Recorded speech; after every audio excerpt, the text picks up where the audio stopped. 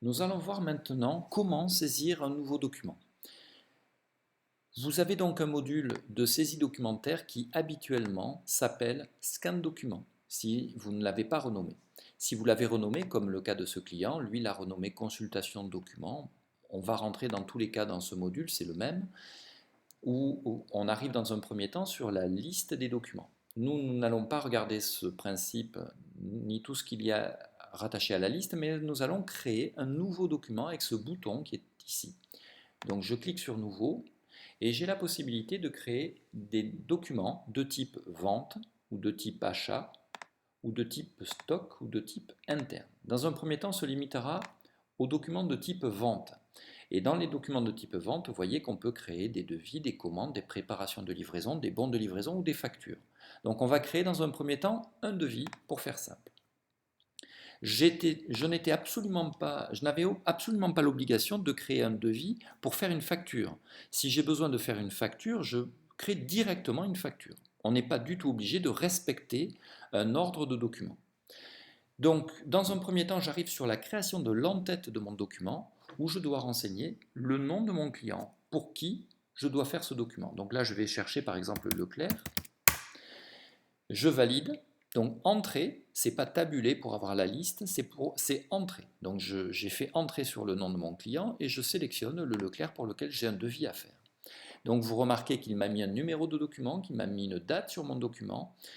Je vais pouvoir indiquer une date de livraison souhaitée, admettons qu'il veuille être livré le 28 avril. Je pourrais mettre une référence pour indiquer par exemple un champ qui va me permettre de retrouver facilement le document, admettons FU100 par exemple.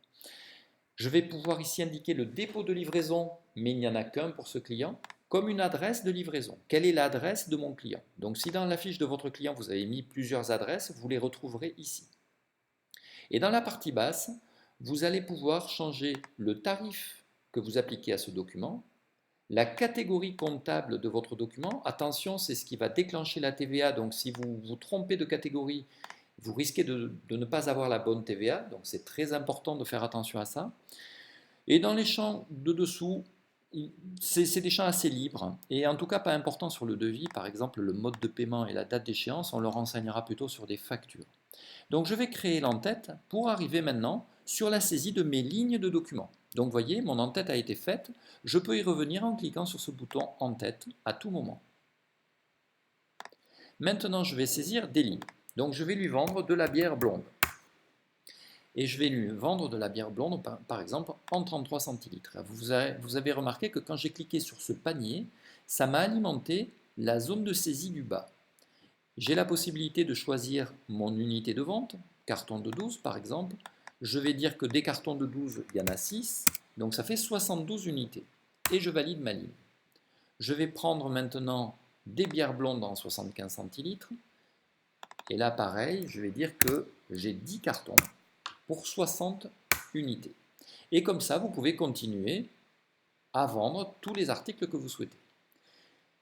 Donc, je retrouve les lignes que j'ai sélectionnées comme je viens de vous le montrer, avec les colonnes que vous avez paramétrées, puisqu'on l'a déjà vu dans une autre vidéo, vous avez la possibilité avec cette petite roulette de faire apparaître, avec oui ou non ici dans cette colonne, les colonnes que vous souhaitez.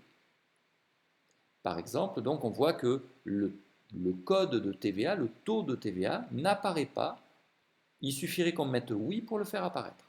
Et on peut aussi donc jouer sur l'ordre des colonnes en bougeant les colonnes comme on le souhaite. En revenant dans cet écran, on retrouve l'ordre qu'on a voulu enregistrer. Attention, cet ordre que vous mettez là est un ordre pour tous les utilisateurs, ce n'est pas que votre poste. Maintenant que j'ai saisi mes lignes, je vais pouvoir imprimer mon document et l'envoyer à mon client très facilement. Donc on a vu comment revenir dans l'entête, on a vu comment imprimer le document. Si je veux sortir sans imprimer, je clique tout simplement sur ce bouton. On va voir deux autres boutons importants, annuler et transformer. Le annuler va me permettre de supprimer le document sur lequel je suis. Alors en fait, pourquoi on met annuler plutôt que supprimer? Parce que la suppression n'existe pas. En fait, nous ne supprimons pas, nous passons le statut de ce document à annuler pour avoir une traçabilité totale de ce que vous faites pour éviter que vous fassiez des erreurs. Si jamais vous annulez à tort un document, on peut le retrouver. Et le dernier bouton transformer va nous permettre de transformer ce document. Quand le client nous dira ben moi votre devis je l'accepte, on n'aura plus qu'à cliquer sur ce bouton transformer pour le transformer dans le type que l'on souhaite.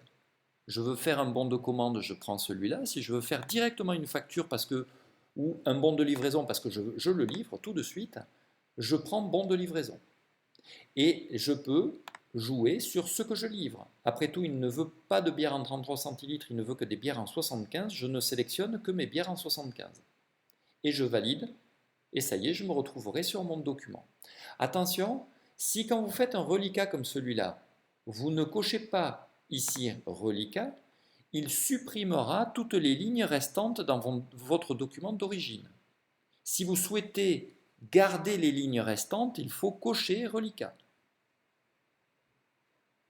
Bon, dans mon cas, moi, je ne vais pas transformer en bon de livraison puisque c'est un vrai dossier. Donc, je vais le mettre, par exemple, en commande et je validerai ici. Bon, je ne le fais pas non plus, mais c'est aussi simple que ça. Dès que vous aurez fait valider ici, le document existera. Et votre document d'origine sera soldé si toutes les lignes sont sélectionnées. Voilà rapidement la création d'un document. Et que ce soit un document de type devis, commande, BL, c'est tout le temps la même chose. Voilà, nous allons maintenant voir sur d'autres vidéos d'autres traitements liés à la création documentaire.